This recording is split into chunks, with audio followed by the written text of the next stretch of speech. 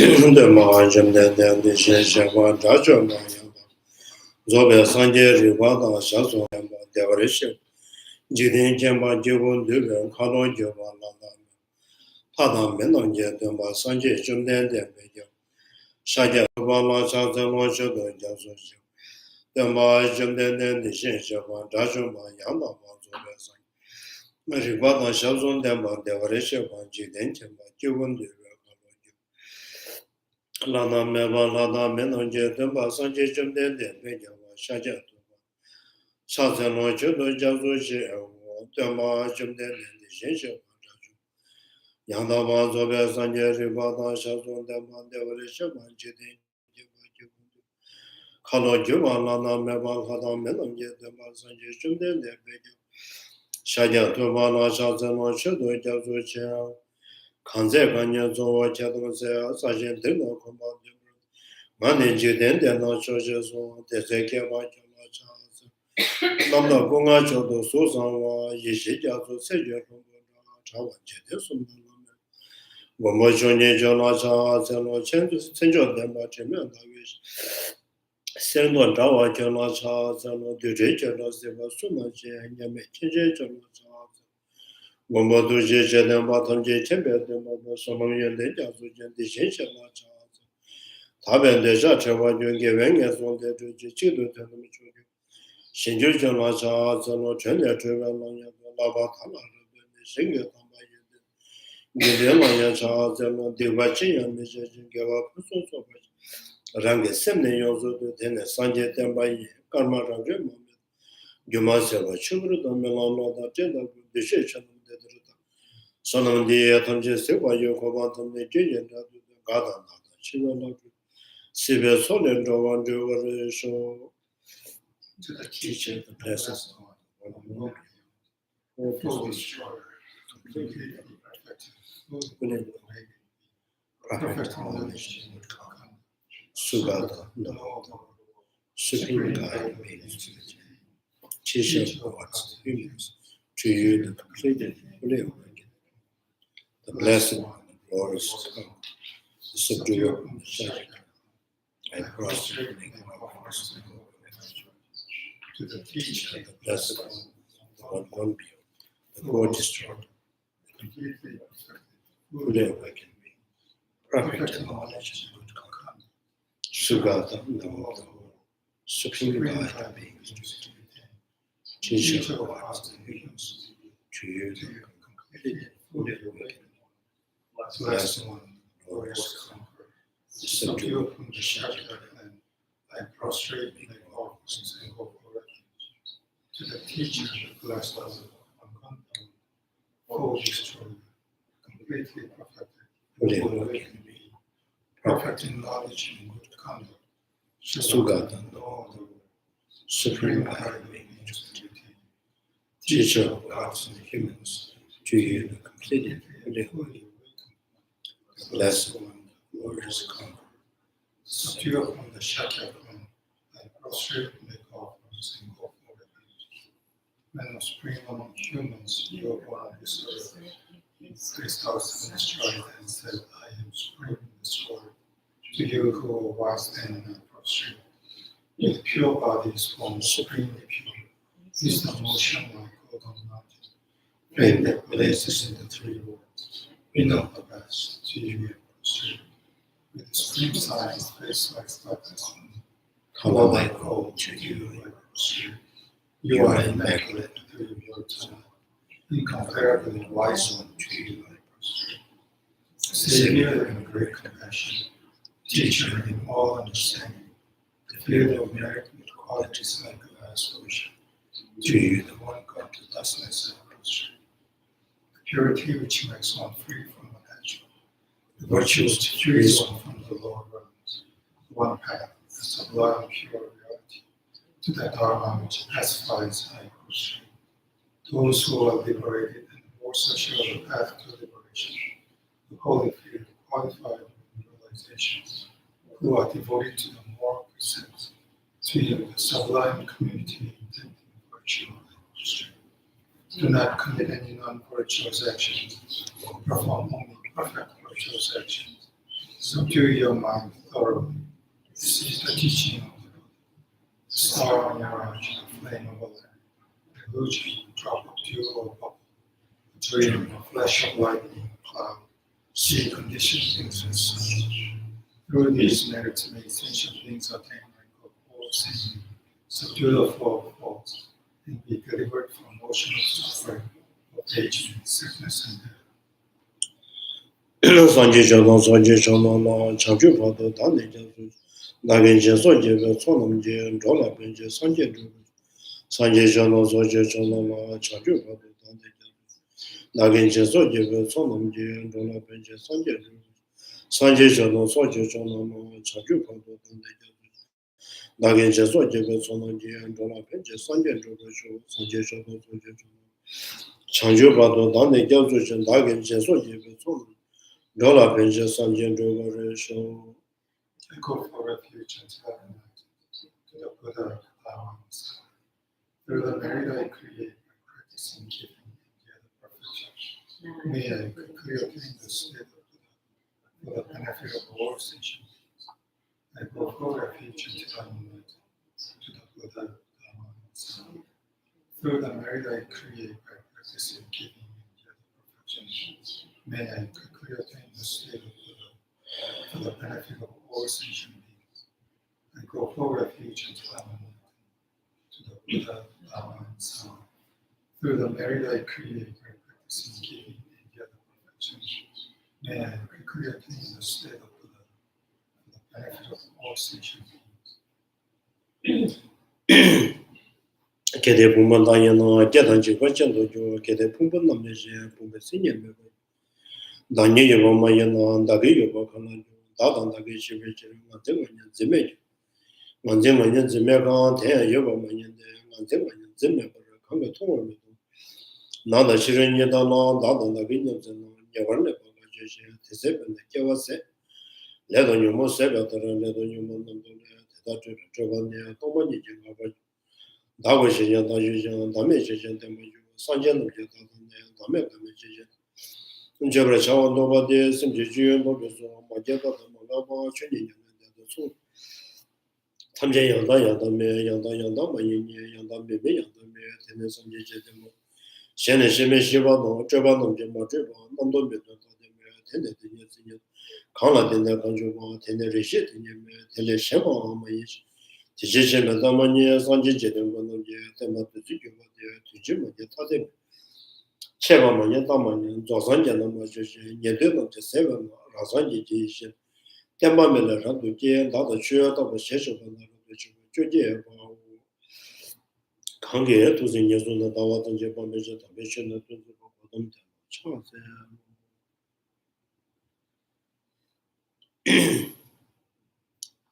So today we are on the chapter 8, introducing the sixth ground.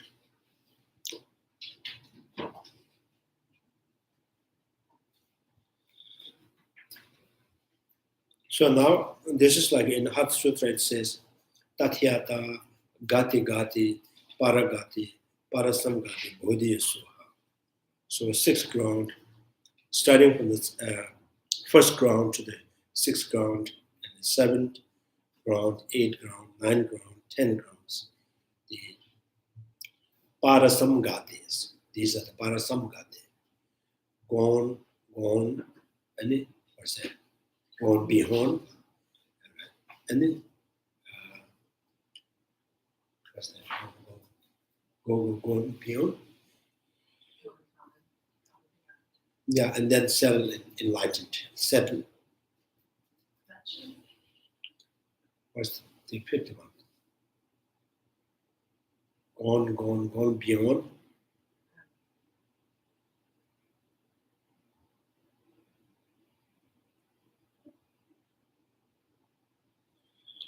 So the five paths.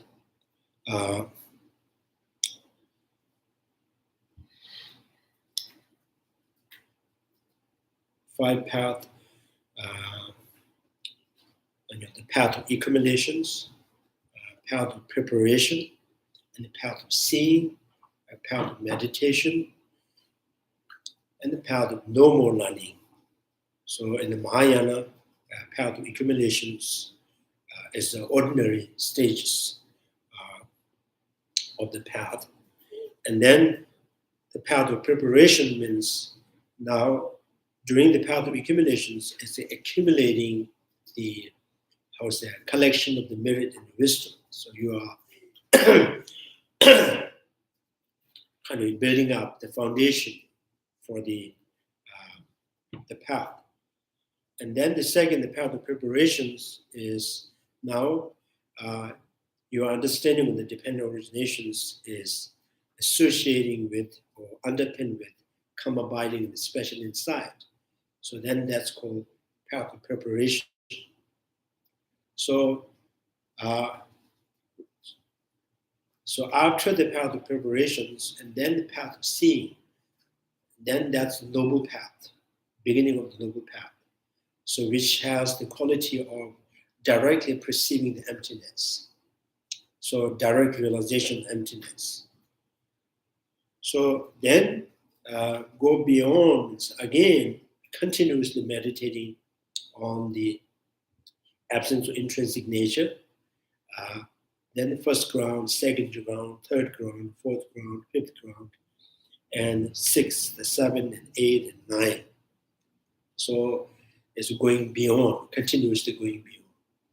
And then the final stage is the path of no more learning, is which enlightenment, a state of enlightenment. So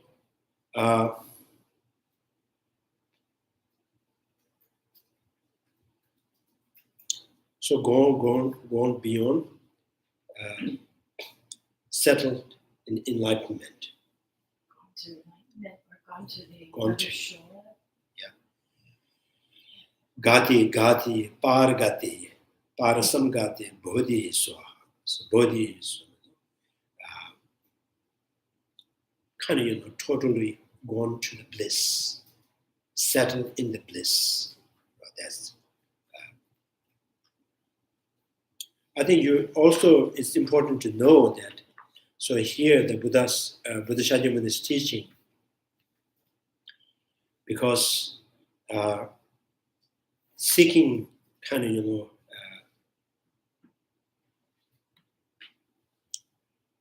the total state of bliss, like enlightenment, and the arhat is the permanent state of peace.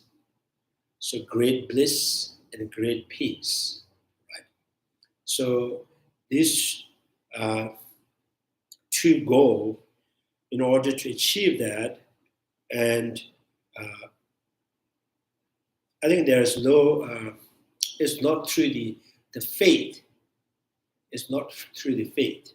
It's through understanding dependent originations, generating the wisdom, understand the most profound dependent arising.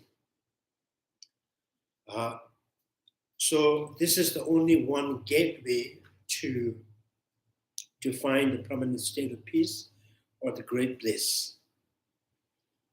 Why? Because what are the cause for the suffering?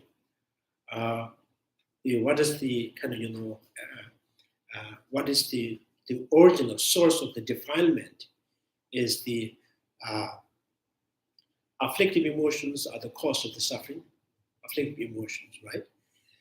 Afflictive emotions, as I mentioned, the 6 root afflictive emotions, 20 secondary afflictive emotions, and their stain of the afflictive emotions. And then this whole rooted into the misconceptions or misconceiving the intrinsic self, the intrinsic self of phenomena, intrinsic self of person.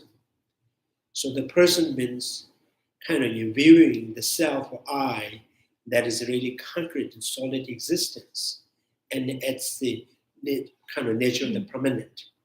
That is the grasping of self of the person.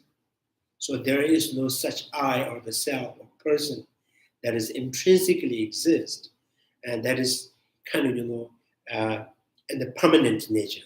So it is impossible to logically approve that. And then in the intrinsic nature of the self phenomena means the concept of coming, going, continuations, and the relations. So, and then identical, and then the separate or the difference. All these concepts. So, if you conceive there is some kind of intrinsic coming, intrinsic going, or there is independent the continuations, right? So these are the grasping the self of phenomena, right? So in order for to counter or kind of applying the antidote for all these misconceptions, so only way is to understand through the the dependent origination or dependent arising, very subtlety of the dependent arising. Because everything is relatively exists. There is no such thing, one single thing that exists by in and of itself. So I think that's the main thing. So, and when you talk, when it comes to this sixth ground, and the sixth ground is perfecting the wisdom.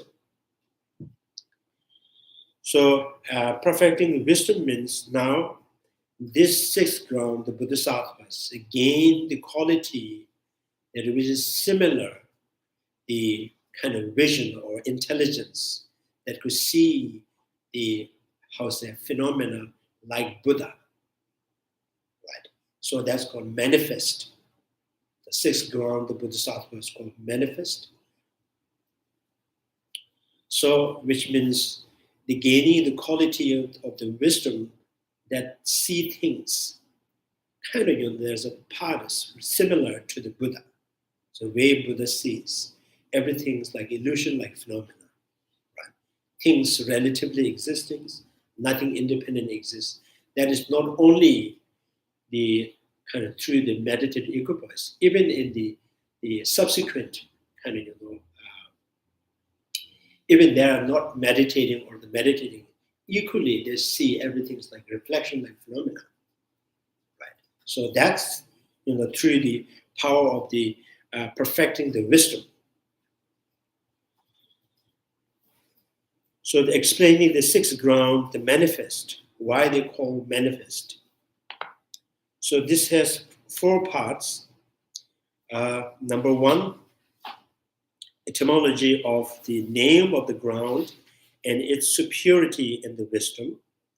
Number 2, praise of the praise of the perfection of the wisdom. And number 3, the explaining the reality in terms of seeing profound dependent originations.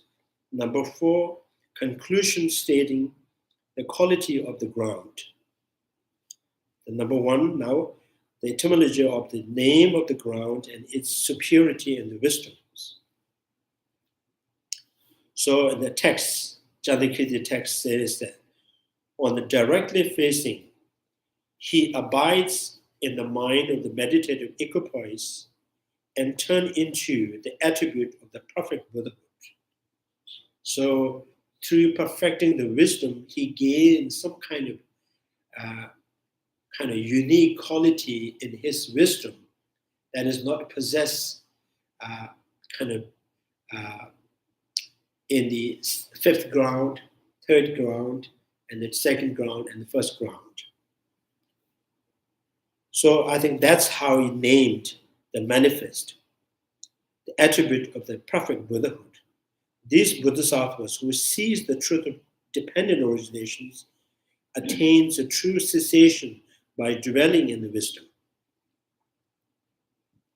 So within the wisdom or by the wisdoms, through the wisdom, they understand the dependent originations, most settled dependent originations.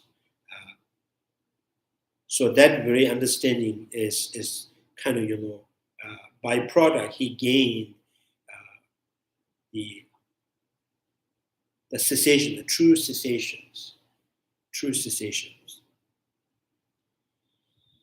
So, and commentary, there's a having attained on the fifth ground and thoroughly pure perfections of the meditative absorptions, the Bodhisattvas abide in the most excellent mind of the meditative equipoise of the sixth ground, namely the directly facing, directly facing, all kind of, being obvious, right? The phenomena are more obvious to him. It's not hidden, right? So directly facing all the manifest. Thus, this Bodhisattvas on the sixth ground, who on this basis sees the profound truth of dependent originations of mere conditionless, mere conditionless. So mere here, mere conditionless means maybe this. Attain true cessation because of his dwelling in the most excellent perfection of the wisdom. I think, so dependent origination with mere conditionless. I think, so it's similar that last time we talked about 3 times, right? And the past, the futures exist, but there is no such thing that you can pinpoint. Yes, this is the future, it is coming, right? Or you can pinpoint that on anything saying this is the past. So when you are able to pinpoint on something, and that cannot be past. If you are able to pinpoint on something, and then you cannot say this is yet to come. Because yet to come is yet to born, yet to exist, and there is nothing, right? So similar, and then so this is how the past and the future exist as reflections, right? Not in and of itself. There is no substantial property in the past and the future. And again, interpreting the present as something remaining, enduring, means this is also conceptually and not other than the conceptual or other than mental projections. There is no such thing as an instant. There is no such thing as a moment. There is no such thing as a period or day or week, a month or year that is standing still. So, because the present is designated based on the past and the future. So this is why Kenya develops mere conditions. It's just a mere thought, mere name.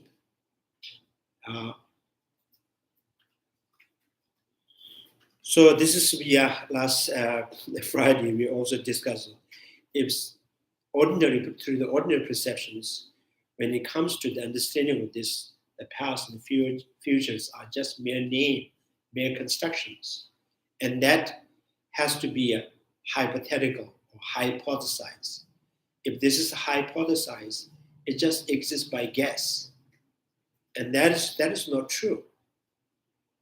If the past and the future are kind of simply exist by guess, so that means the 50%, the 70% chances they are not exist. It's 100% exist, past and the future exist. Because of the past, there's the changes in the present. Because of the changes in the present, there is changes in the future. So I think we have come up with the proper term of the language. So I think the best term that to kind of to draw the understanding of the existing of the past and the future is dependent originations. It is not hypothesized. It's not hypothetically exist. It does not exist by guess. Right? It exists dependently, like your reflection of the face in the mirror. The reflection of the face in the mirror exists as you directly kind of perceive and experience it. But the reflection of the face in the mirror has no substantial property. It does not exist in and of itself. So, which means the dependent origination of the mere conditionedness attained true cessation because of his dwelling in the most excellent perfection of the wisdom. Again, dwelling does not mean that there is a person in the wisdom. Right? In Heart Sutra, there says, there's no Bodhisattvas, there's none Bodhisattvas, there's no attainment, none attainment. Bodhisattvas kind of, remain, exists in the kind of, the wisdom to understand the dependent originations. Right? So in the Heart Sutra, it mentioned that. So which means there is no intrinsic agent as a revealer of the truth. There is no intrinsic object to proceed. So dwelling, prior to this, such as on the fifth ground, the Bodhisattvas did not attain such cessations. Now, such cessation means cessation which is gained through by perfecting the wisdom. Right? A fifth ground, of course, Buddhist Bodhisattvas gain the cessation through the perfecting the concentrations, and even the first ground gain the cessation through, perfection of the generosity. So such cessation means that cessations through perfecting the wisdom. For he has not reached superiority in the excellent perfection of the wisdom. One cannot attain the cessation through excellence in the first five perfection alone. This ground is called the manifest. So here, because here on the basis of the superiority and the wisdom, the reflections like the ultimate nature of the things become the manifest. So the first quality is seeing every phenomena, every object like reflections. So that becomes so obvious to them. There's no need to contemplate and logically approve them. They directly see like everything's like reflection. Right? So that's why they call the manifest or the directly facing. So number two, because on the fifth ground, the Bodhisattva took the true path as his object. And number three, that because the Bodhisattvas now turns into the attribute of the perfect Buddhahood. So this kind of quality is not quality quality like a sixth ground, having seen very obviously or very vividly things are existing like reflections, right? This is not in the fifth ground. And then the third reason, so this was turned into the attributes of perfect. So this is how they call the manifest or the attributes of the perfect Buddhahoods. Now he has, they call it one fraction of the Buddha's qualities. One fraction of the Buddha's quality. So the explanations, the commentaries interprets the second reason here in terms of the path by which non-perceptions of cognition, path of which non-perception of the cognitions and its object become the manifest. However, the description of how on the fifth ground Bodhisattva took the true path as his object simply referred to the last of four truths, Four Noble Truths, right? So the fifth ground has the quality, the wisdom quality, the understanding, more settled at the kind of, settled level of the Four Noble Truths. The meaning, in other words, is that the Bodhisattvas on the fifth ground become the versed in, coarse, and settled aspect of the Four Noble Truths. And on the sixth ground, the wisdom versed in four truths comes to full realization. I think this is for us, it's just kind of, language terms. So the sixth ground can see how it has improved. So the way the sixth ground see things is not seen by the fifth ground. And what is that thing? And then here saying directly facing us. Right?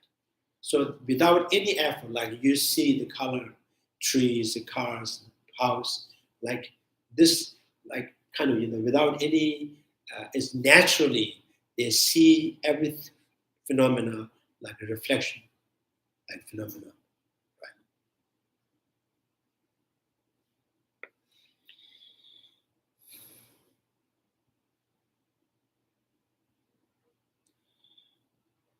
So yeah,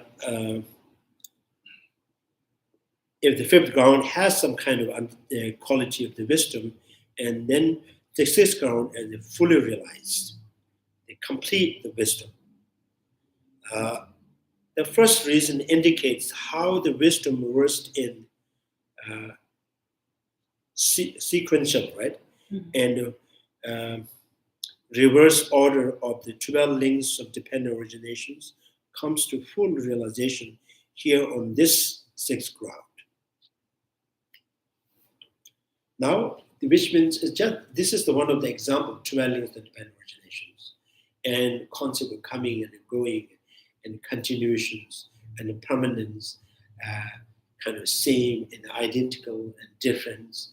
The whole concept, the relations, everything for the Bodhisattvas on the sixth ground, they see.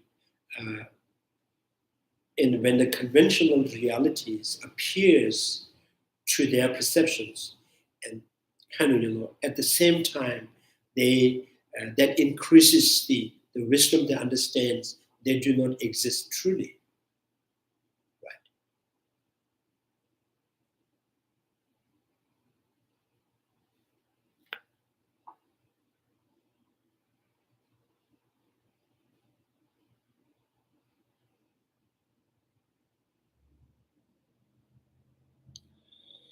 Yeah. Anyway, yeah.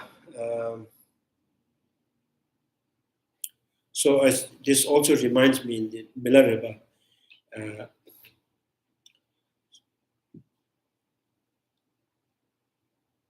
Yeah, in the Milarepa story, some people find Milarepa can teach, right? Because he has no book, no bell, no damaru in his cave. There's nothing by himself, without no clothes. Even there's no clothes to wear. So the Milarepa can teach us the sutra and the tantrayanas and everything, right? And one day he was invited in the family as very kind of devotees. So the man asked Milarepa, so how can you teach everything without any looking at the book? And Milarepa says, so appearance is my book. These are my study. Everything that appears to me, I study, I understand. This is how I teach us.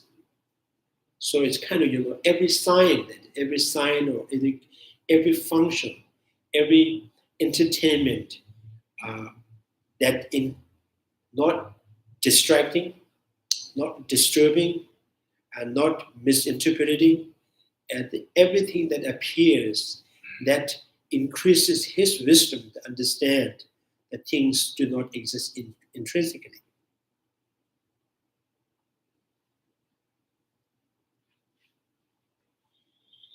And also, last time also I mentioned it. So, what is the kind of what is the benefit from this kind of wisdom to understand that everything is relatively exists, nothing independently exists, right? So, relatively dependent existing, not independent, and so you won't be fixated in any phenomena because everything is changing; it's not standing in and of itself. And things do not have the true essence by themselves. And that kind of, frees the mind from fear. So no fear, no fixations.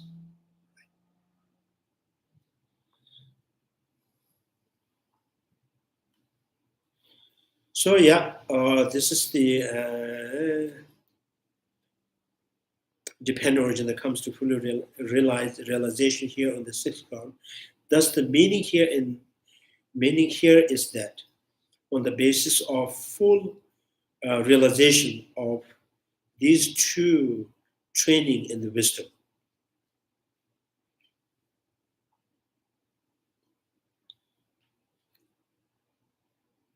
the understanding the dependent origination, the 12 links and dependent originations, and the Four Noble Truths.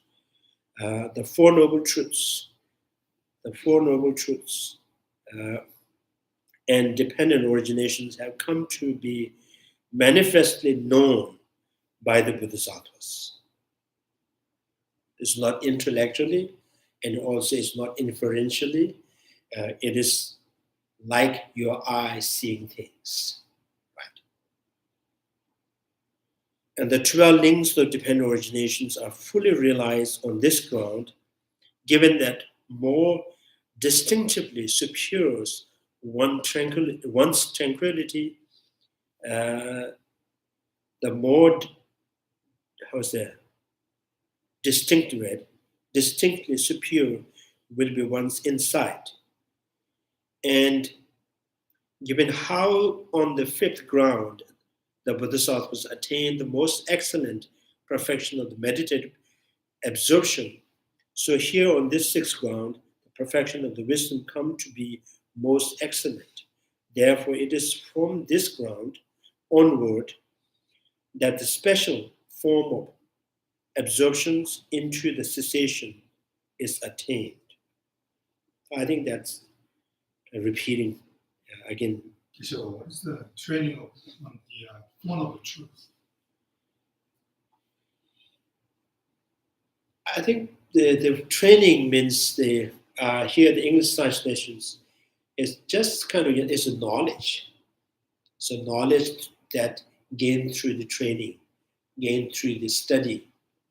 So that's why it's kind of, and also you can say it's a trainee's knowledge, because these knowledge are not the final knowledge. It is still continuing processing, improving. And this is a separate from training of a dependent origination. So training knowledge here is the understanding of the subtle kind of subtlety of the Four Noble Truths, and understanding there's more subtle dependent origination of the 12 links of dependent originations. So the question is, if this is why this is called trainee's knowledge, because it's still not fully complete. It's still in the process, because it's the sixth ground.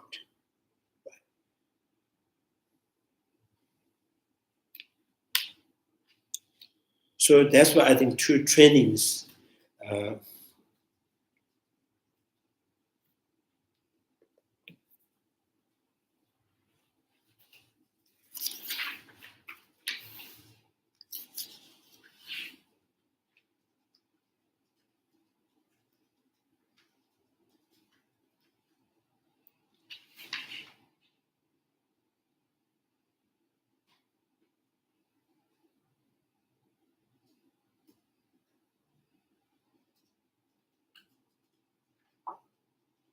So when you read in Tibetan, there is not really kind of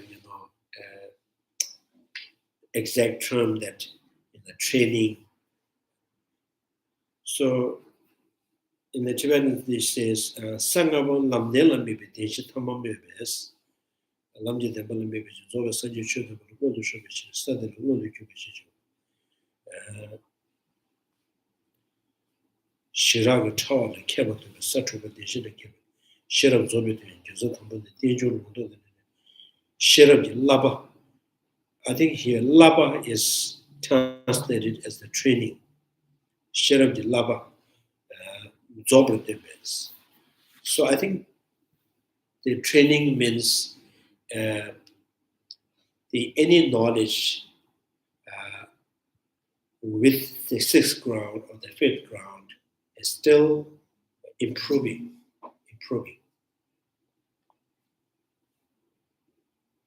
So this is not the final kind of result.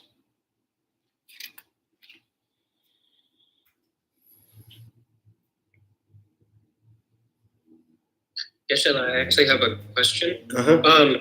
So when we're, for example, doing the meditation on the 3 times, even though there's no ultimate 3 times, that's the ultimate truth. Is that also like inferential, like an inferential like practice, or like is that an inference to help see like the perfection of wisdom, to like practice along the way? Or is that like a direct, like directly to see it? Like, I don't know if I worded that the best way. But like, when we meditate on the 3 times, is that to help practice to infer, or is that directly like trying to see? I guess. Oh yeah. Okay. So I think here.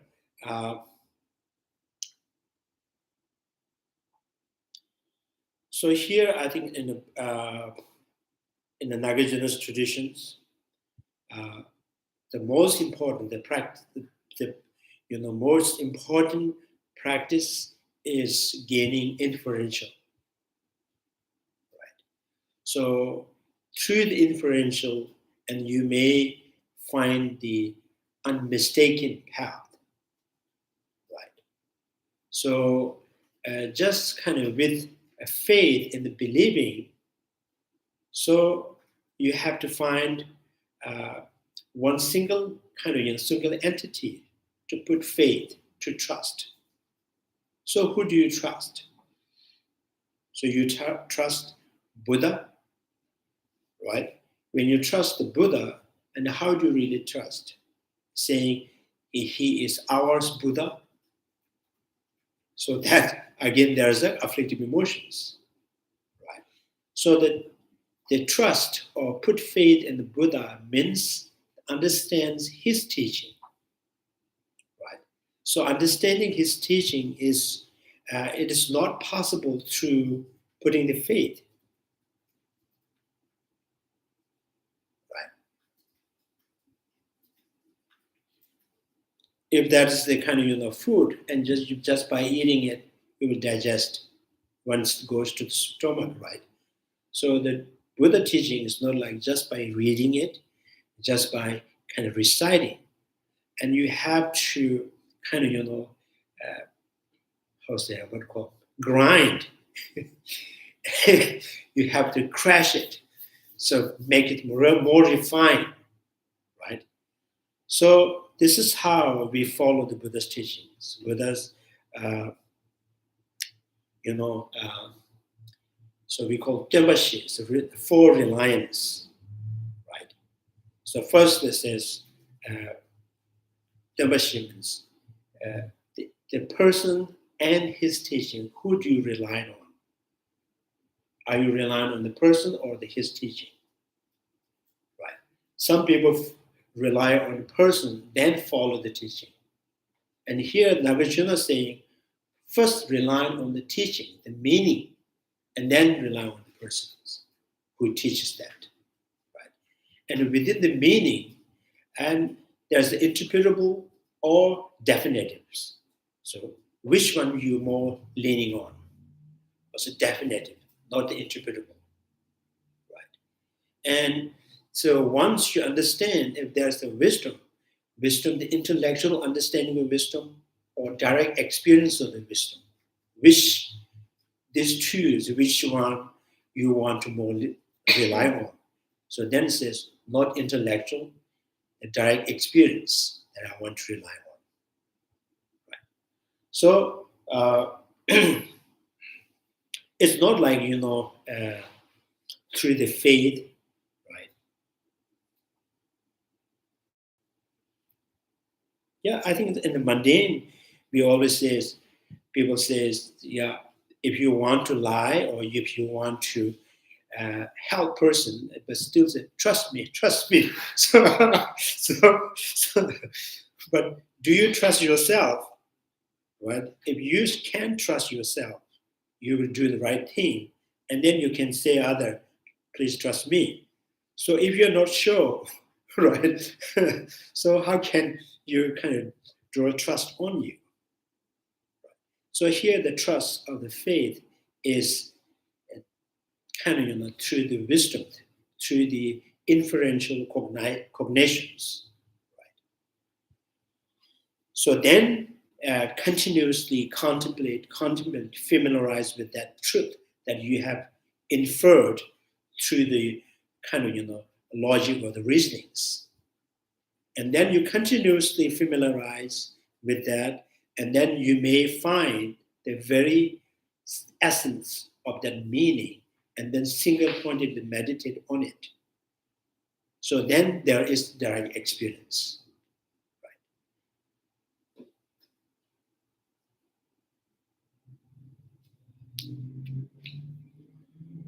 Maybe Sunday will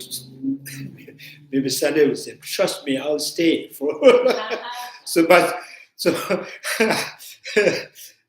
Sunday may you stay, right? If Sunday says to you, trust me, I'll stay long. but each second is consuming Sunday, so that we have to kind of we have to think intellectually.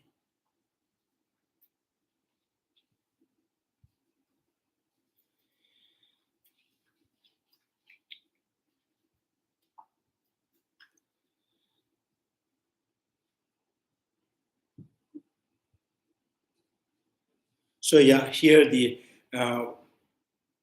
originations, dependent originations have come to be manifestly known by the Bodhisattvas. Since the three training in the wisdom, illusion like reality, the Four Noble Truths. So illusion of reality, number one, the Four Noble Truths. Number two, the two balance and dependent originations, right? This, or you can say anything, house, the trees, right? Nation, the government, people, kind of cause and effect, the relation of the cause and effect, everything, right?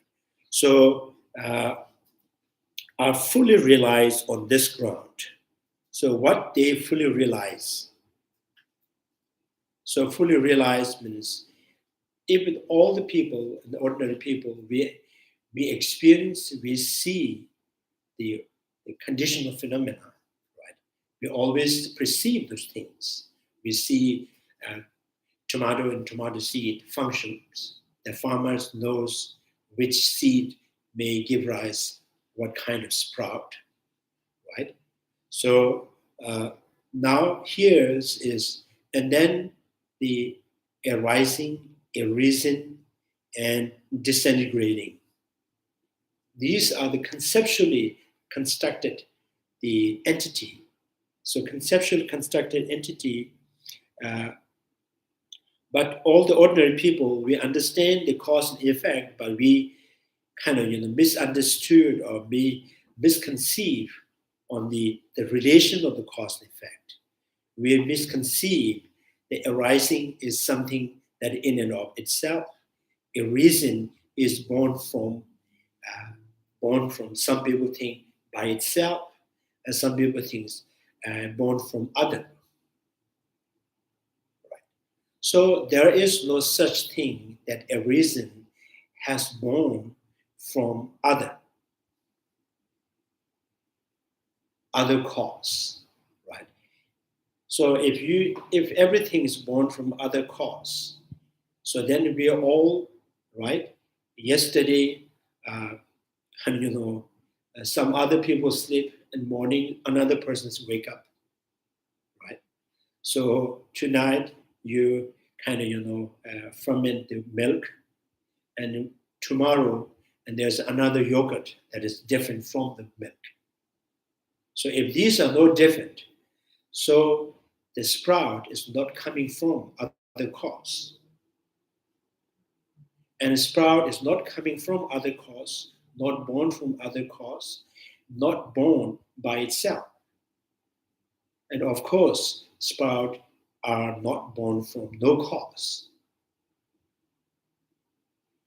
So it whole kind of implying, directing to say, if there is arising, that has to be conventional, that has to be conceptually constructed.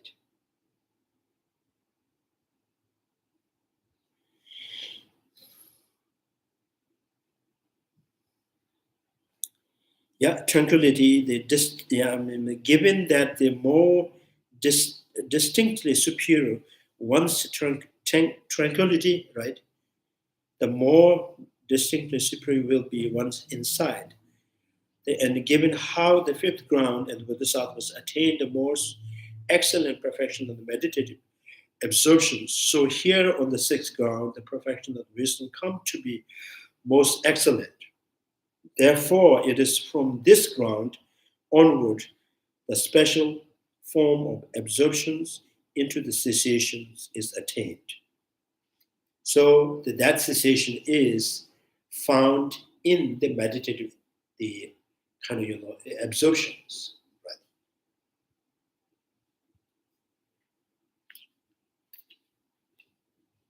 So this is why the cessation is the ultimate phenomenon. So the precious garland states the sixth is called directly facing. I don't know how you really kind of take the meaning from directly facing. I think in Tibetan, ngundu chopas means I am directly facing to the tree, to the computer, so which means that I am seeing the computer directly, right? So Mundu Chopa is like that. So it's directly facing with what?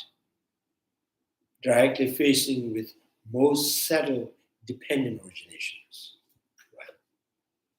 So directly facing, which means, again, it is not through the inferential. So it has far kind of beyond the inferentials. But now, when we say that, does it mean the inferentials are kind of least than the direct experience? No. So you have to begin with inferential, and then it will turn into direct experience.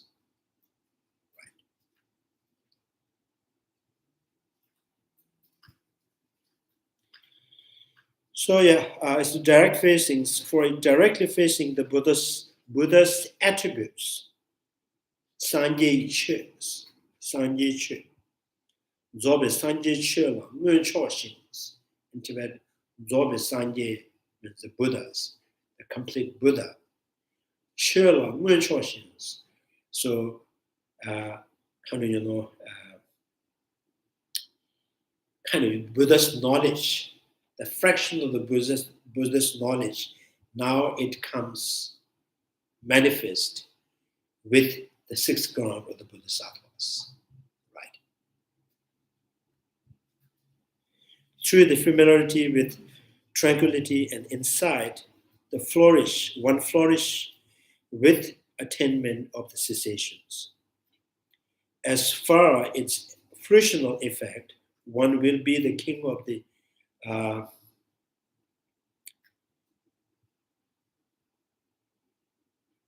Pranimana God, Praminama gods. Since he is not outshone by the Sharvaka, he pacifies those inflated pride.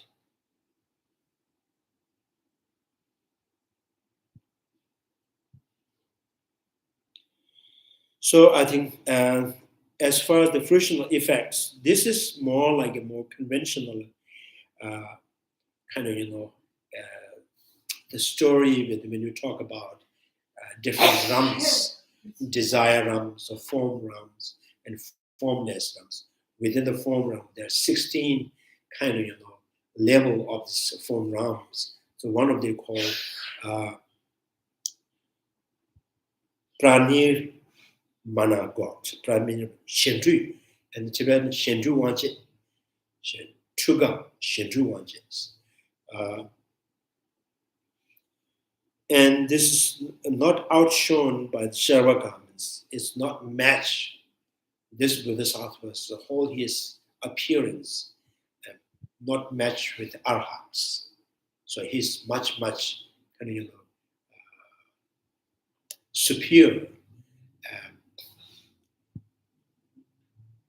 And he pacifies those with inflated pride.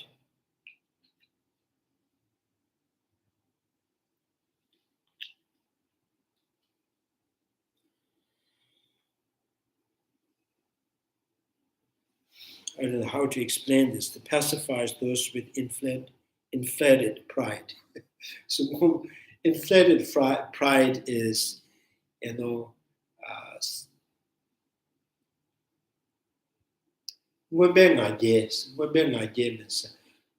worldly god, they have this kind of inflated pride because of their kind of, they have certain kind of, unique quality. So clairvoyance, and they have a kind of, like in the story of the Brahma. So Brahma, during the Buddha and the Varanasi, when he was giving the Four Noble Truths and the other teachings, all this worldly God comes to attain the Buddha's teaching. So one day, the Ananda was doing the circumambulations in the stupa, and he saw the Brahma in the sky. And Brahma was just looking down at him. And Ananda kind of doing the circumambulation, circling the stupa, and he looked up at the Brahma because Ananda was contemplating something. And he asked, "Can I ask one question to you?" And Brahma says, "Yes, of course." And because Ananda knows he was there with Buddha's teaching. So Buddha explained about the five elements. So the dissolutions, the impermanence of the conditional phenomena. So the Ananda says, the earth dissolved in the water dissolved in the fire dissolved in the wind dissolved in space. And where the space dissolved, and Brahma, so he is much kind of, he's the, he considered himself as the father of all kind of, the planets and sentient beings, right? And Brahma could not find any answer. And Brahma says, "Oh, I am the Brahma. I am the father of whole universe. So I am the great." So that's his answer. So this is called inflated pride. So he used the excuse to avoid the answer that which is he has no answer, and then to avoid that and says, "I am the great supreme. I'm the father of the whole universe." So, So this pride here is not a mundane human. yeah, and sometimes human beings also have, like, if you're born in high class, right, like very royal family, and you have some kind of pride with no reason. You have nothing to show, but you think that I am superior because I bought this house, right? This, so these were inflated pride. They have out of karma, very positive karma. They gain certain qualities, but they have not much knowledge to understand about the phenomena. So he pacifies those with inflated pride.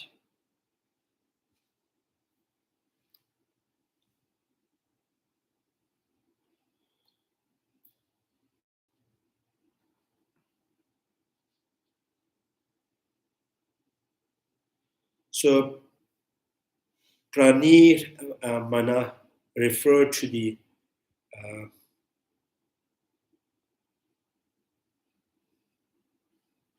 Nirmanarthi.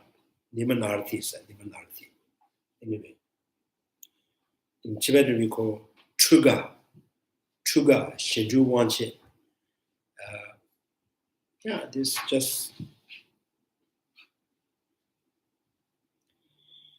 So the praise of the perfection of the wisdom. So now praise of the perfection of the wisdom.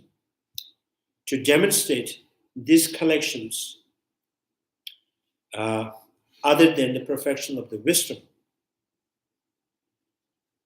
Demonstrate the collections other than the perfection of the wisdom, such as of generosity, depends upon the perfection of the wisdom to traverse to the resultant ground. The following is stated. So, just as a single man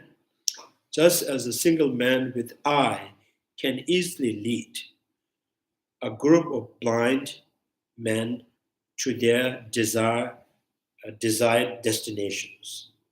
So men with eye can easily lead the group of the blind men and to their desired destinations. So here too, the intelligence lead the sightless virtues and guide them to the conquered state. So which means through the wisdom realizing emptiness, by perfecting the perfection of the wisdom, so that perfect your generosity, morality, faith, compassion, love, right? Concentrations, all purified, perfected, kind of by the wisdom. So when you can compare, the wisdom is like a man with eye, and the rest is like a blind people. So these blind people can reach to the conquered state, like become the omniscient through the help of the wisdom. Right? Just as, for example, a single man with eye can easily lead the group of the blind men to their desired destinations. Likewise, here too, in the context of the path, intelligence, namely the perfection of wisdom, lead or thoroughly sustain the virtues such as generosity that are sightless in relation to the suchness.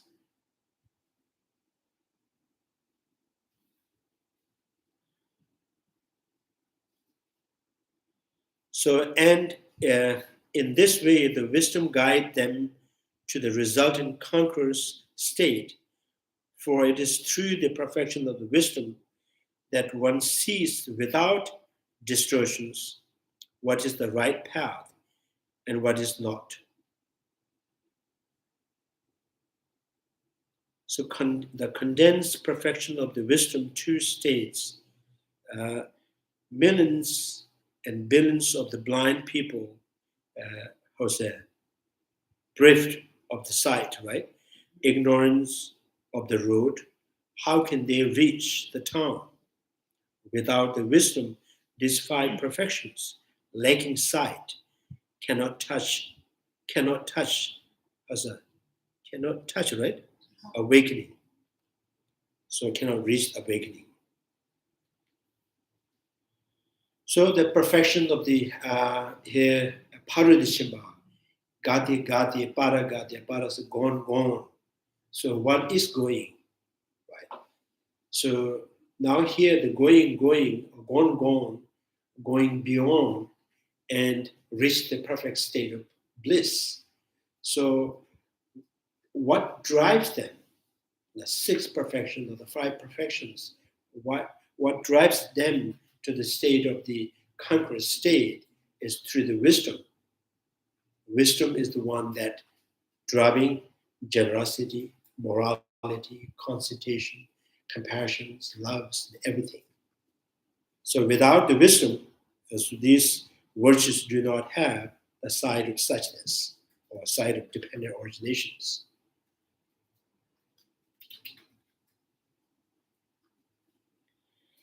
So the Diamond Cutters 2 says that a person with sight who step into the dark will not see anything. So too, will the Bodhisattvas who has fallen into the grasping at the real entity while engaging thoroughly in the generosity. I think that's the question, right? Grasping in reality entities while engaging thoroughly in the generosity. O Subhatis, it is thus when the day that breaks and the sun shine, the person with eye will see all the varied forms.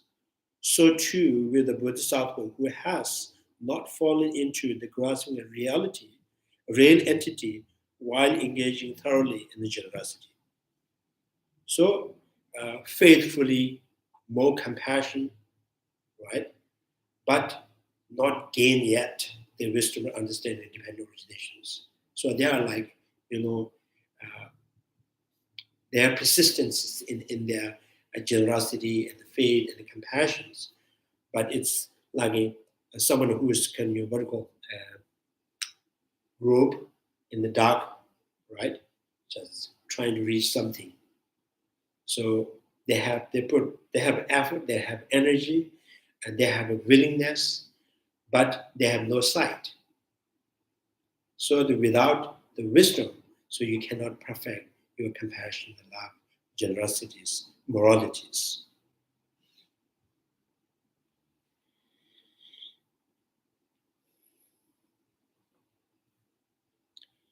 So the same applies to the morality and so on, explaining the suchness in the terms of the seeing profound dependent originations.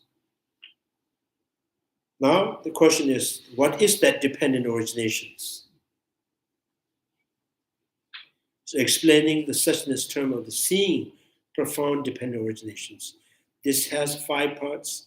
Number 1, promising to explain the profound truth. Number 2, identifying those who are vessel for the explaining the profound truth. Number 3, the way higher qualities ensue if suchness is explained. Number 4, urging those who are suitable vessel to listen. And number 5, the way the suchness of the dependent origination is expounded.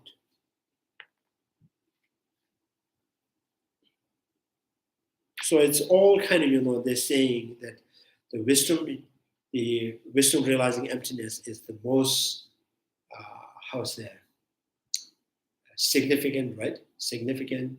And it is the only condition that could lead all the virtuous activity to the state of enlightenment. So, which kind of probably suggesting that without this, there's no way you can attain arhat, enlightenment. So, which means most the important, the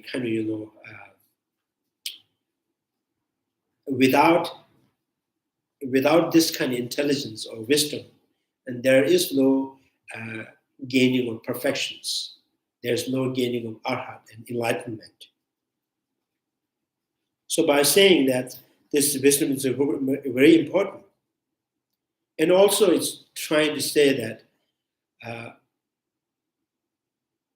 so if you misunderstood this emptiness, again, there's a great dangers falling into nihilisms and denying all the virtuous activities, right?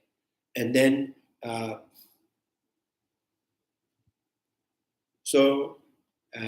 you may fall into nihilisms, and then you may deny the existing of the Buddha, Dharma, and Sangha.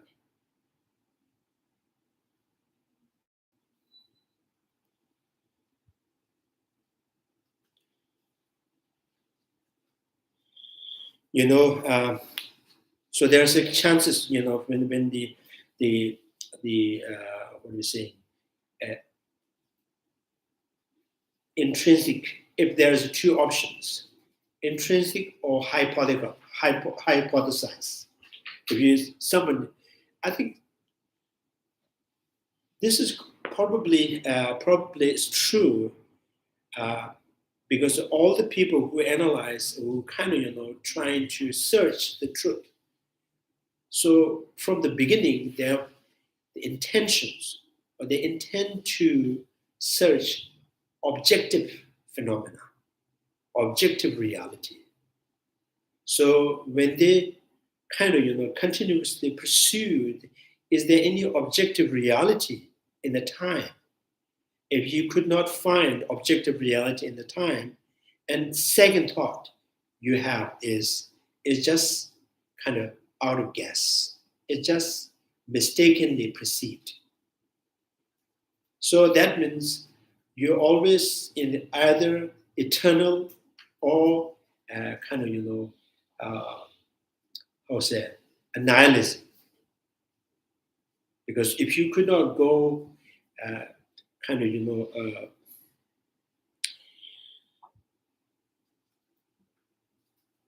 for example, if you try to find the objective reality in the time, and then you could not find objective reality in the time, as a result of that, not finding objective real time, and you may annihilate, a time does not exist. So then, if there is the time, if someone says, if there's no time, there's no morning, there's no night, right? If there's no time, there's no one is younger, or no one's older, no one's aged, no one's dying, no one's born. The time should be exist. And then people go on saying that, the time is out of mistake. It exists in the misconceptions. So that is the kind of the sign of falling into nihilism.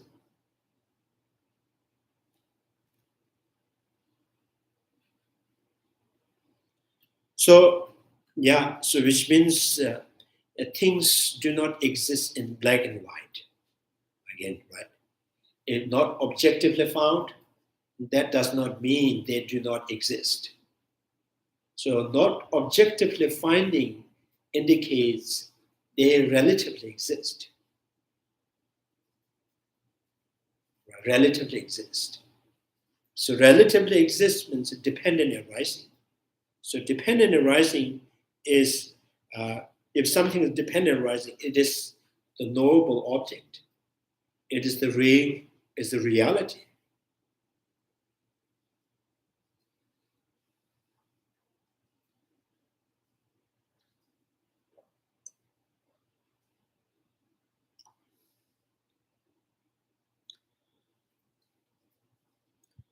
So the promising to explain the profound truth, one might ask, how is it, as stated above, that when the Bodhisattvas of the sixth ground sees the dependent originations, he sees the suchness of the dependent originations in terms of merely of this, emerging form.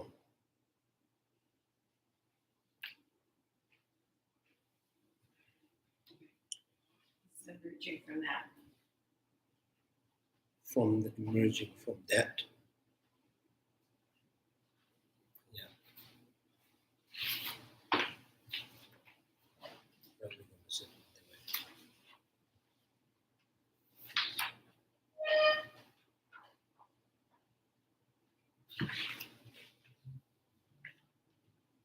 Sattva.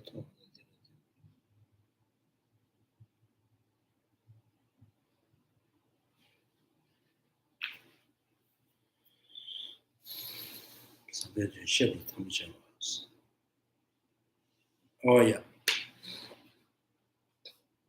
So the state of the Bodhisattvas on the such sixth ground sees dependent origination. He sees the suchness of the dependent originations in terms of merely of this emerging from that,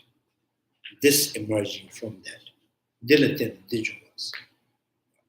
So when you understand the existing of the future is arising, right, depending upon the present. When you see the changes in the present, that also kind of indicates the existing of the future. So the future exists by depending upon the present. So that very understanding of the arising of the future is dependent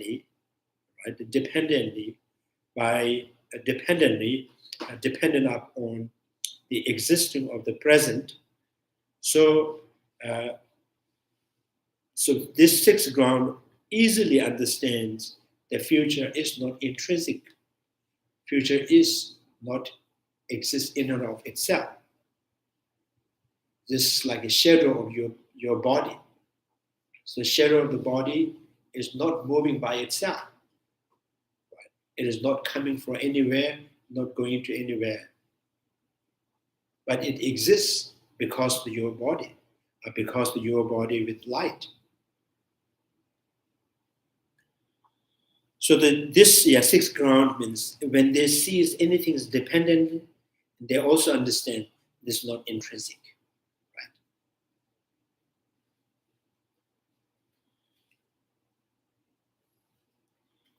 To respond to this, the commentary says, nature of this is something that does not fall within the preview of those like us, whose eyes of the intelligence are entirely covered with dense cataract of the ignorance. Now, Chandrakirti also kind of, showing his humbleness. So he talks about the qualities in the fifth ground and sixth ground, and then within himself there's a question: do you really see those differences by yourself, or you're just following someone's someone's the explanations? And that Chandrakirti says, me like the people whose intelligence are entirely covered by the dense cataract of ignorance. So how can I see? How can I see this much quality in the sixth ground, and there's this much quality in the fifth ground, right? So then this is implying that. So I'm just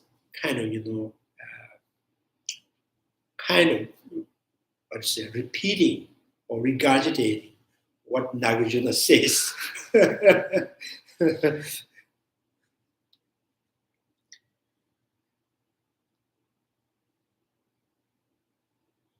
So it does fall.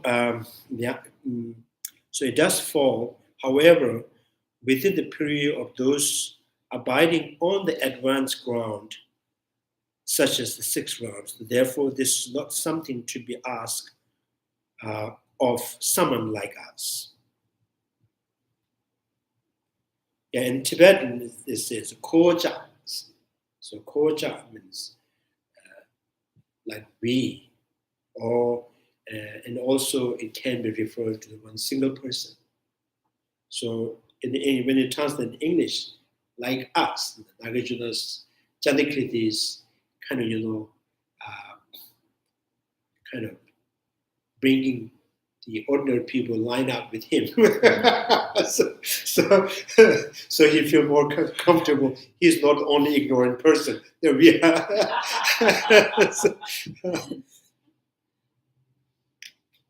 So yeah, I think in Tibetan culture translated in English as us.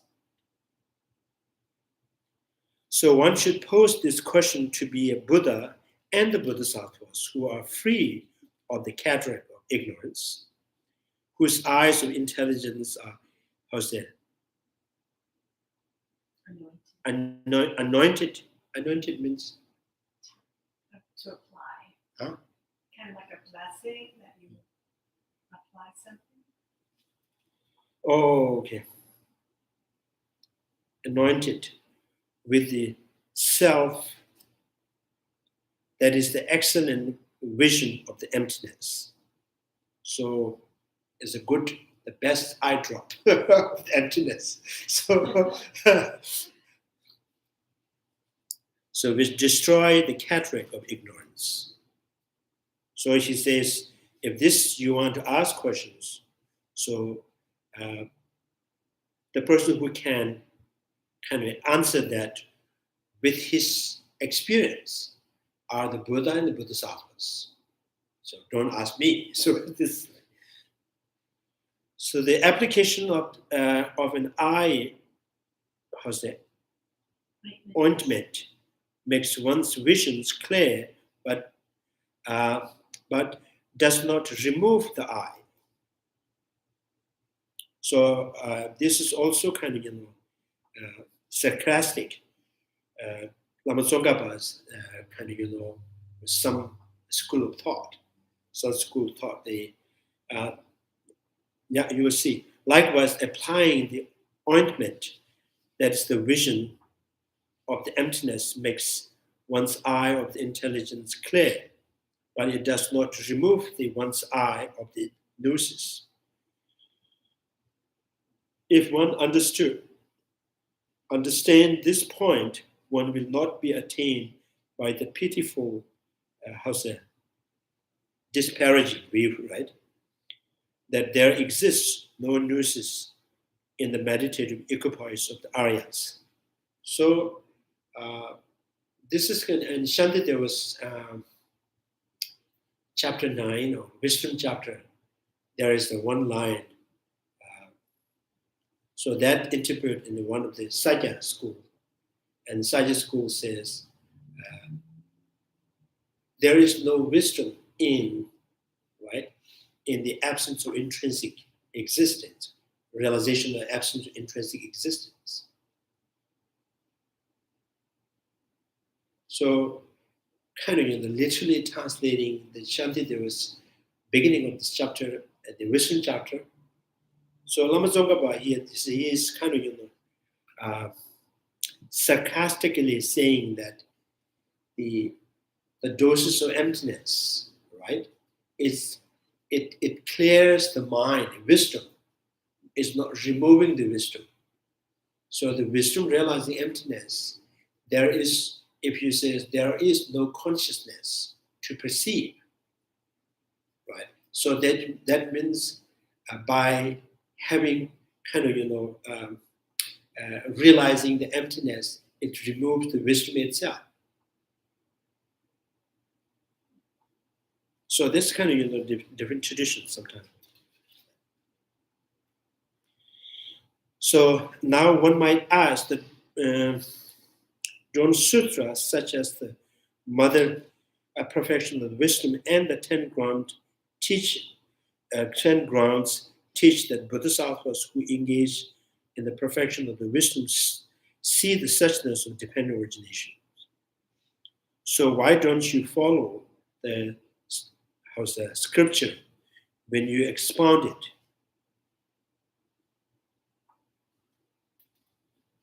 So Lama Tsongkapha again saying to that particular school of thought, so when you read the perfection of the wisdom,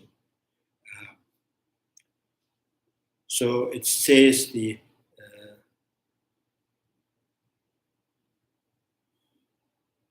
Bodhisattva who engage in the perfection of the wisdom sees the suchness, dependent originations. So there is Bodhisattvas who is engaging in the kind of total absence of intrinsic existence. By that, they understand the dependent originations. So if there is no any conventional in the absence of intrinsic nature, right? So then,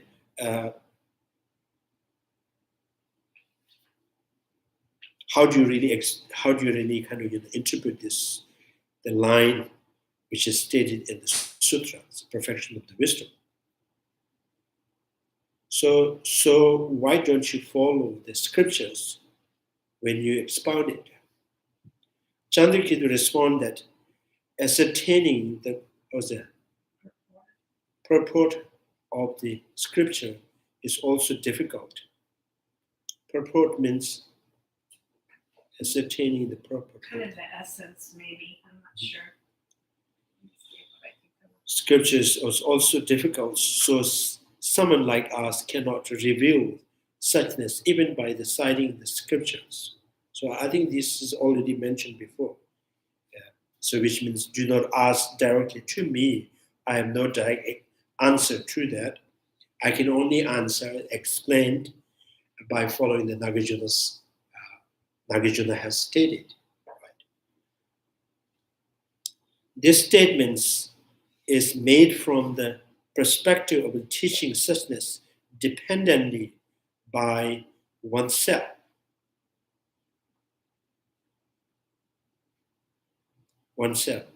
However, to indicate treatises have been exposed by the authentic master who can expound the scriptures without distortions, and how, on those basis of this, one can ascertain the purport of the scriptures that text says.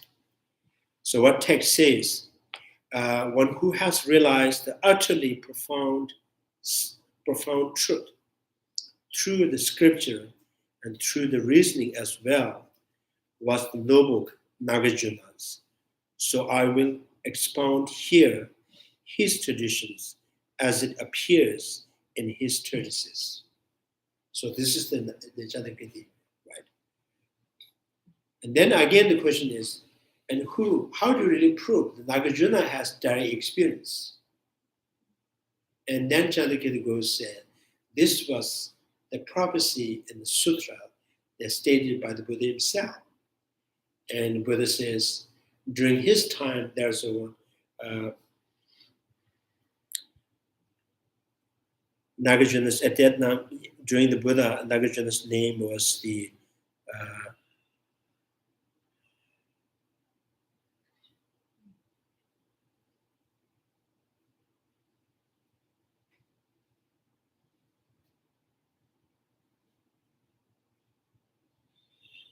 Nagarjuna.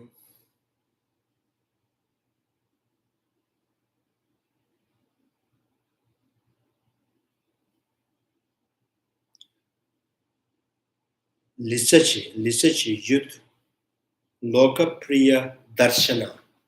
So Lokapriya Darshana Yud. His name is Lisachi Lokapriya Darshana.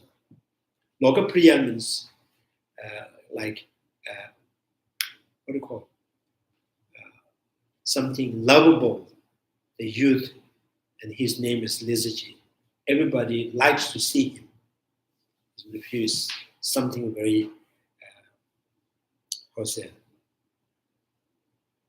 So pointing at him, the Buddha says, so he will be the one, and next, after,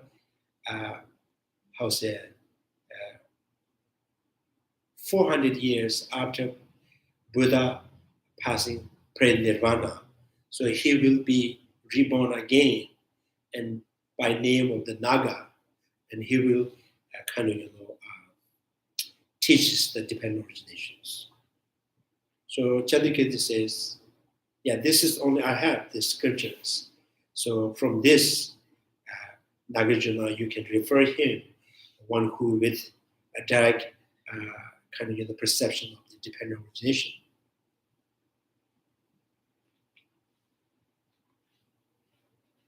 And sometimes people have this like, I trust him because he is the worthy of the person, right? and who makes him worthy? My teacher says, right? And how do you really refer to teacher who can determine this person is worthy? And then he says, my good friend. And who will refer your good friend? Myself. so the main person who is determining everything is good, worthy or not is yourself, finally, right? So here the Chandrakirti is not like this. Chandrakirti says, so I have one, the Buddha Muni's prophecy, and then in how's the Lanka Shepa, entry in the Lanka Sutra, Lanka Sutra.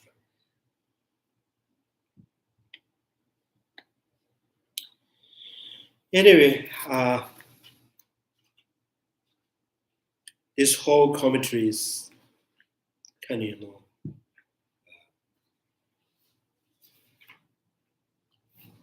looks like the chatting on the how importance of the dependent originations.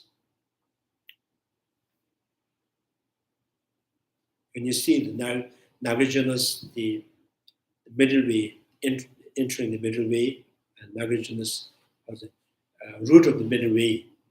So, from the beginning to the end, all logic, right? There's no gasping.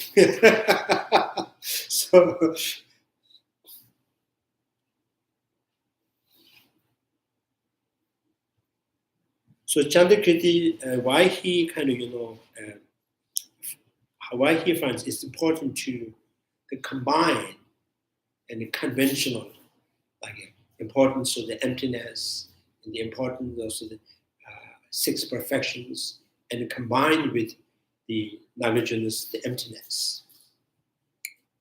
So I think this is exactly, Ayadeva also used that. So Ayadeva was 400 stanzas. So from the beginning, chapter 1 through chapter 8 is kind of talks about the Four Noble Truths and the importance of the bodhisattvas, compassions, the renunciations, and then the selflessness. And then chapter 9, all are about the ultimate nature. So they will also find it's important to kind of in the combining the method side and the wisdom side, so mixed together.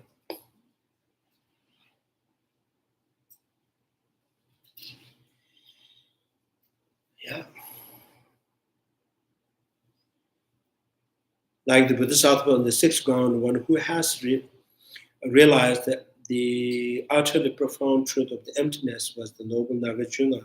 Having understood the scripture without distortions, he presented the suchness of all phenomena in extremely clear manner in his treatises on the middle way, through the scripture and through reasoning as well. Therefore, just as the treatise of the noble Nagarjunas present suchness, the Chandrakirti too will expound here his tradition as it appears in his treatises. One might ask, how did the noble Nagarjunas ascertain the meaning of the definite scriptures? So this we know on the authority of the scriptures. Descend into Lanka Sutra. So this is the sutra named Lanka Sutra.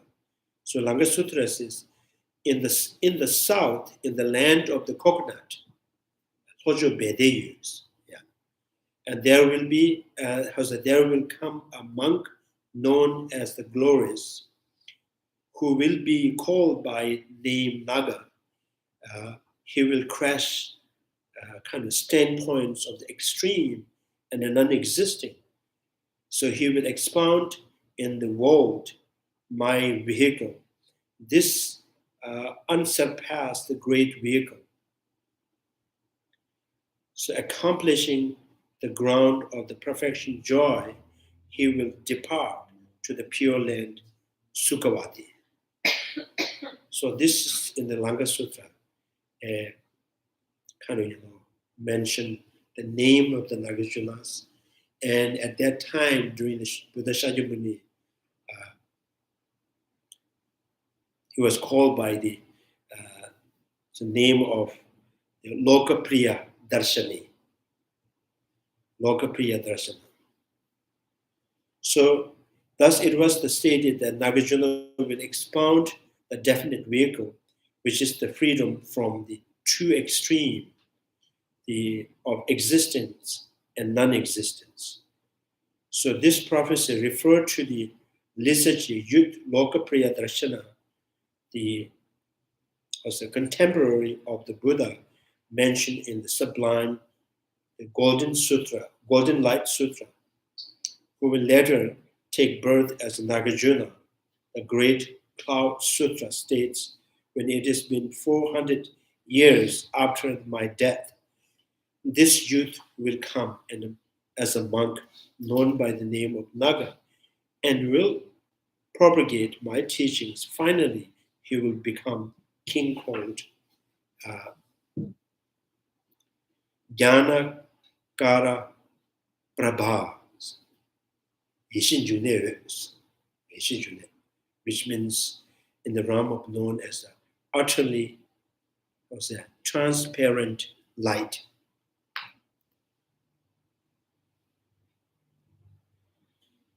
So this citation established the certainty, therefore, that there exists in the definite scripture, in the understood, undistorted prophecy of Nagarjuna.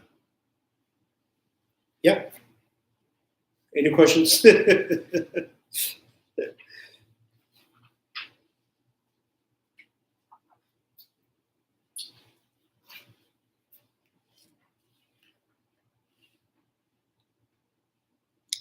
I think Paul,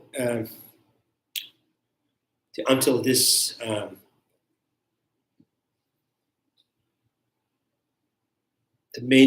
the Chandrakirti is trying to explain the importance of the compassion and importance of the practice, the perfection of the generosity and the morality and diligence and concentration and wisdom. And above all, the most important, most significant conditions is the wisdom to understand the dependent relations.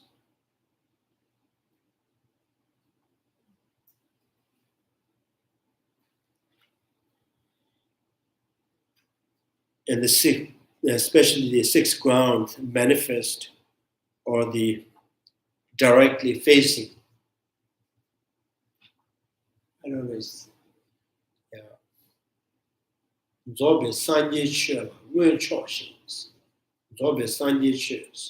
So, the attributes of the Buddha's quality, or a fraction of the Buddha's, the perception or omniscient, right? So this sixth ground began to see like Buddha. Right? So the omniscient means now, omniscient is free from in the term also we also use path of no more learning.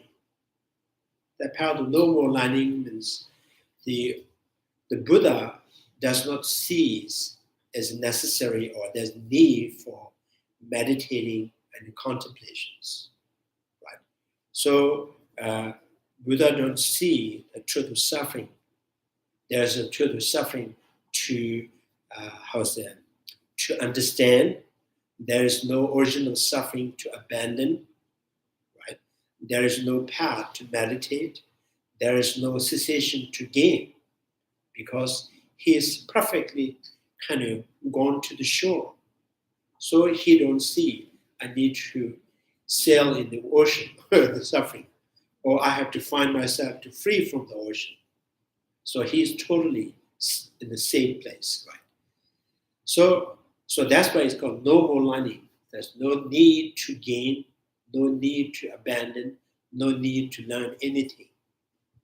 So the omniscient is in the state that there is no moment or there's no instance that he is not kind of abiding single-pointedly in the ultimate truth. And there is no moment that he could not perceive any conventional reality. So there's two things simultaneously functioning, right? Forever is the enlightenment. So kind of one-sided mind is totally focused, inseparable from the ultimate truth. And then simultaneously, at the same time, and it perceives all the conventional reality. So that's the kind of the state of Buddha, the omniscience. Before the or sentient beings, even the 10th ground, 8th ground, 7th ground, 6th ground. So the 6th ground, after the 6th and 7th ground, it says, so 7th ground can, within the kind of short movement, they can go deep in single-pointed meditations, and the next moment, and they can perform the kind of activities, like conventional reality, and again go back. They can do that many times, as much as they kind of they want. So these are not possible for the other Bodhisattvas, and even the ordinary people is impossible. So right. So when we go deep in meditations, and then kind of in the moment, in the few minutes, they can just come up and they can talk, they can do all the things. But while they're walking, doing, saying anything, they can go back to the kind of, for a moment, they can go and deep in the meditations, and they do that many times. Yeah.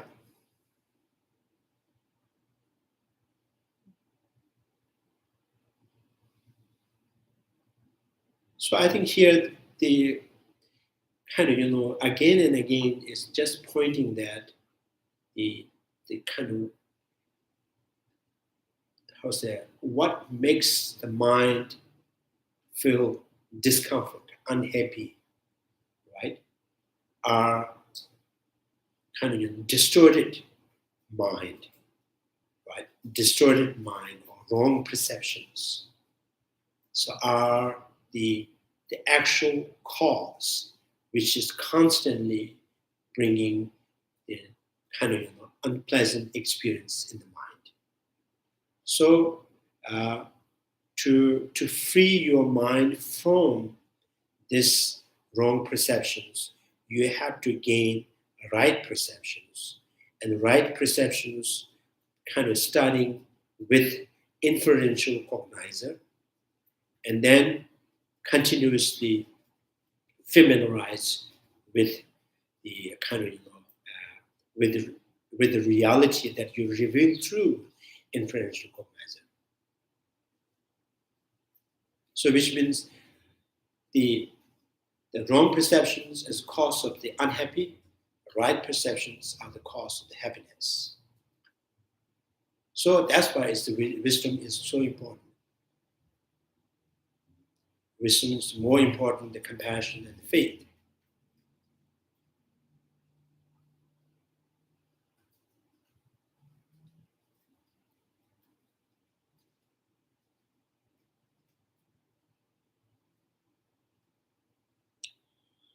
Yeah, wisdom also kind of happen to be the condition that purifies your compassion, your love, your generosity, your moralities. Without wisdom and blind compassion, blind generosity, blind faith,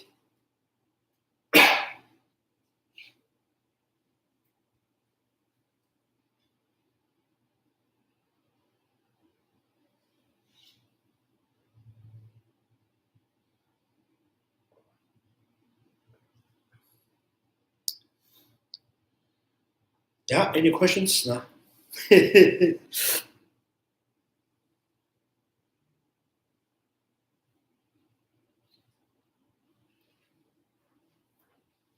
So whole lines is pointing in one thing, dependent originations.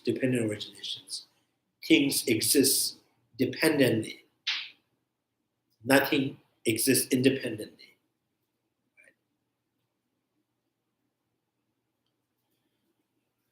But so impermanence is a nice way to look at dependent origination. Everything is impermanent, it's always changing.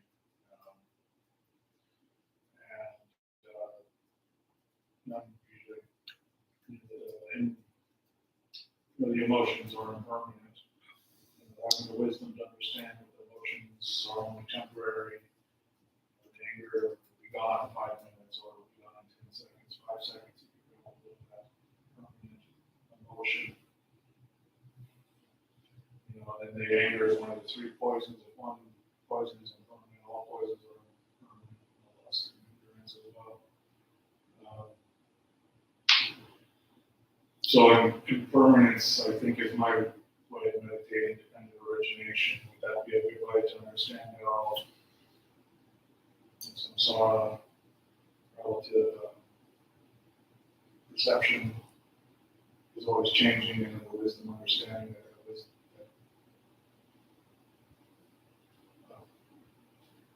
the ground is compassion, everything arises from compassion, and everything that we perceive is impermanent. So understand that the anger is impermanent, and then you can meditate on compassion on whatever made you angry. So it's in the mind that the impermanent mind as well. Every thought is impermanent, everything coming out of the mind is impermanent. I just like the impermanence on dependent arising, I think is what I'm trying to say. It's, for me, it was helping me to bring me to the wisdom part of compassion, is that impermanence, dependent arising, ground of compassion, non-union of wisdom and compassion is, of course, the ultimate goal.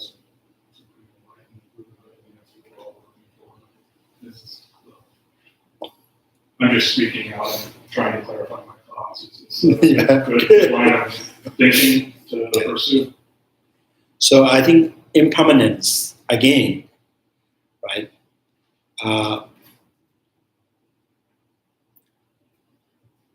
Here you're saying the understanding, realization of the impermanence can help you to pacify many of the misconceptions, many of the afflictive emotions.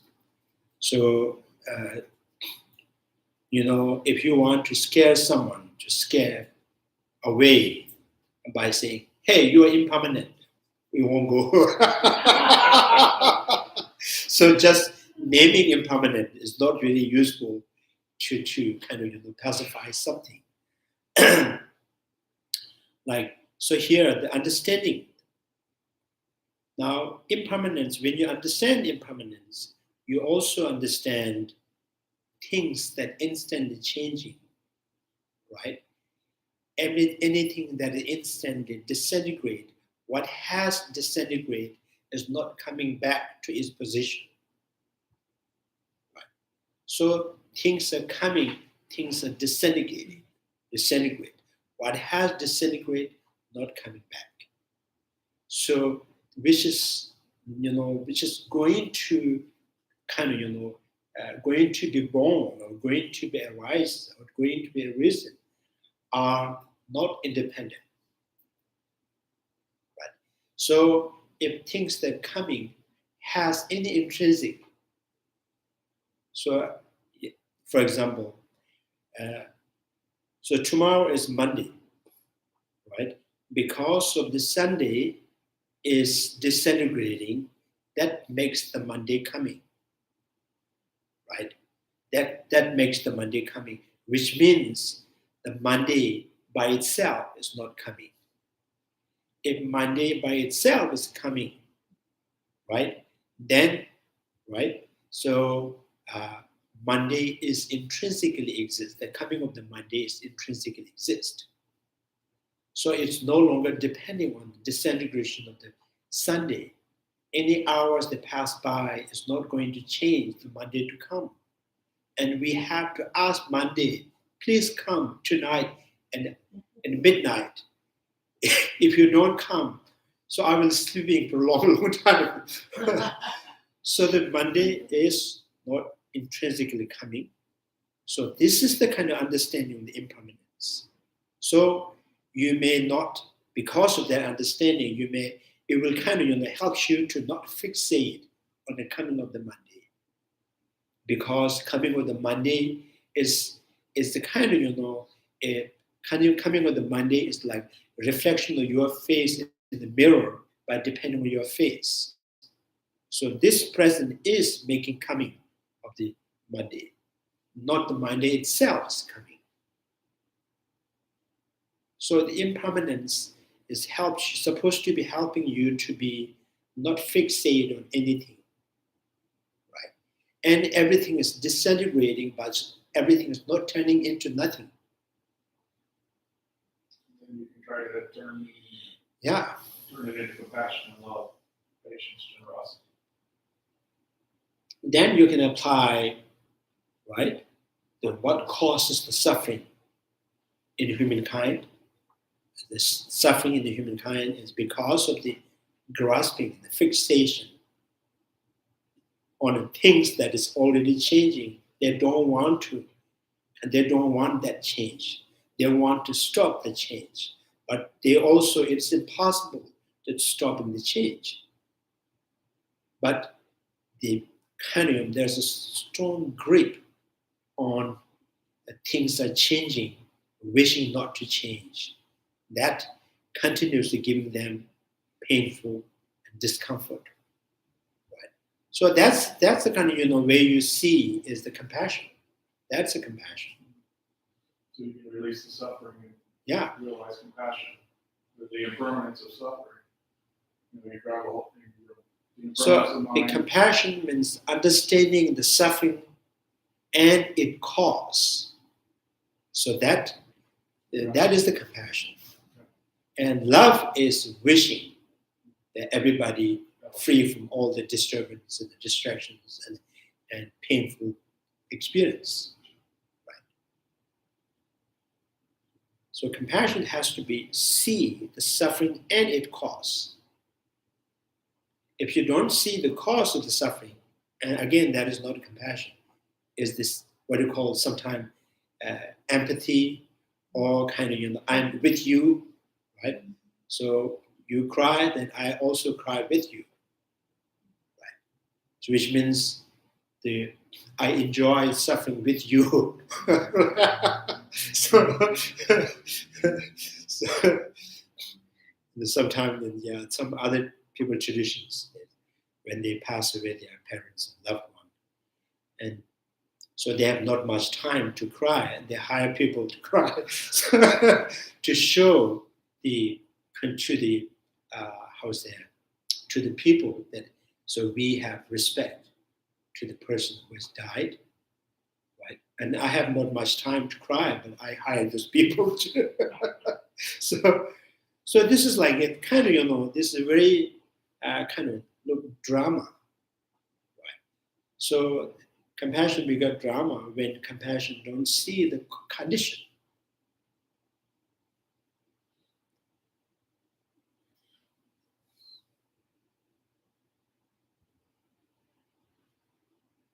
Logan, you have a dog? Yes, I am dog sitting, and this little one decided to help me along the path of forbearance the other day. The ground of forbearance, when she stuck her head out my window, knocked out the screen, and was on the 4th floor. Oh my goodness. Then he stand like bear. Yeah. For you. Had a great view. I was worried sick. Yeah, but that's why I'm here today. Back on. It's not easy. Oh no. For bear with dogs.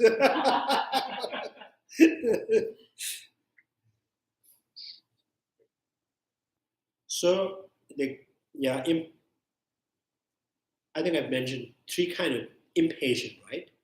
Impatience, just impatient from the direct experience of the suffering. the suffering of heat, suffering of cold, suffering of bug bite, suffering of kind of noise, right? Impatient with those kind of discomfort. And another impatience is kind of lack of knowledge. So not knowing, that kind of continuously kind of disturbs the mind, or kind of there's some kind of longing to knowing and could not find the answer. So this is also the impatient. And then another is the impatience, impatience with suffering that you when you do things for other. Right? So when you do things for other and there's some certain discomfort. So sometimes you think,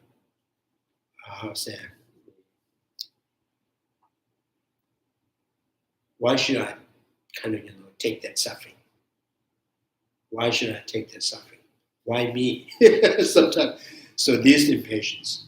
So the first impatience, kind of the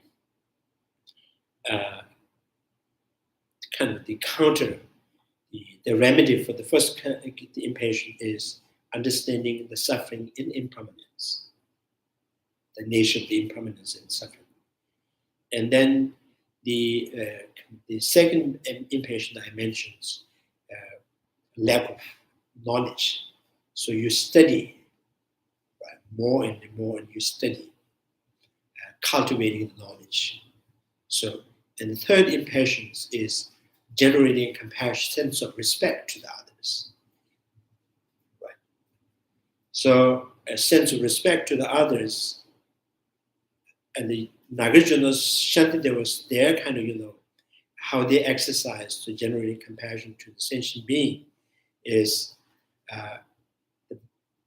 they think the best kind of best of the kind of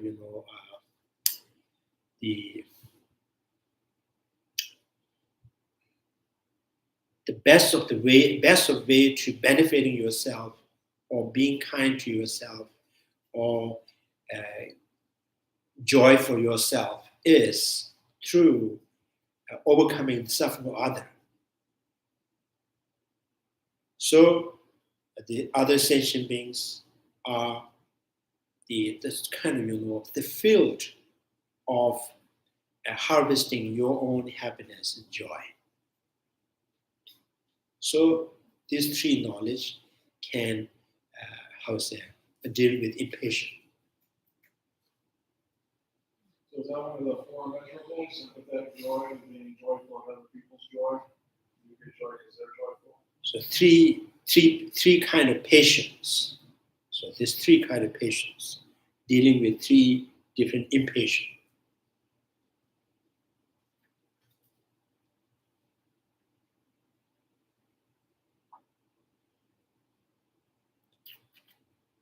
So, and also chapter, at the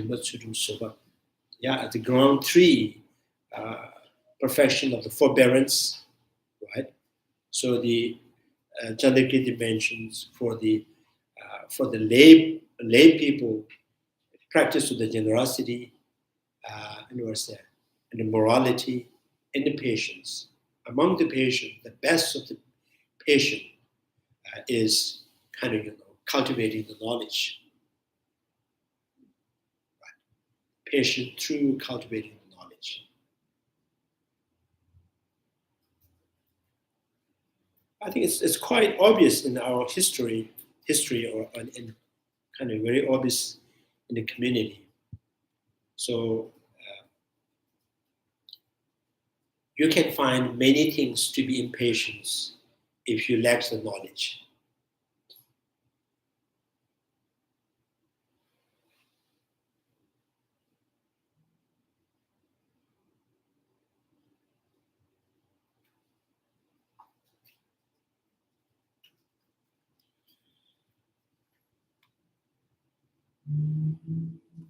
So that's it.